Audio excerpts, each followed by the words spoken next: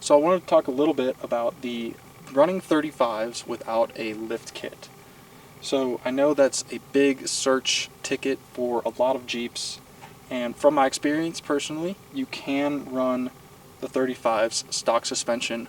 What you need to do is get a 2-inch spacer and you'll be able to go full turn to turn and you won't have any rubbing issues. These are 35s by 12.5s. They do fit without a lift as long as you spend the money to get those 2-inch wheel spacers. So I've seen lots of questions. Nobody answered it really for certain. So I just kind of experimented with myself, went out, bought the wheel spacers first, threw those on, ran these tires for probably about 2 weeks or so, and yeah, no rubbing at full turn.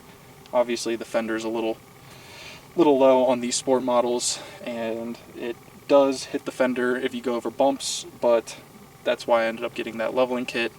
That took care of the factory rake. For the most part, it's pretty close. There's still about maybe 1/10 of an inch difference from the front to the back.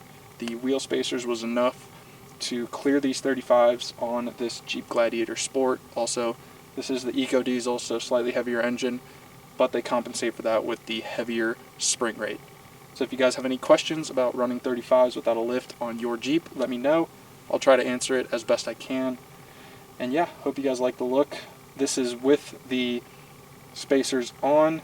Obviously it's slightly flexed out because I'm parked up on a rock here, so that's not maximized space right there, but it definitely added a good 1.5 inches of space between the fender and the wheel that I did not have before. So that'll take care of a lot of my issues. Other than that, guys, hope you enjoyed the video. Let me know what else you want to see done to the Jeep in the comments.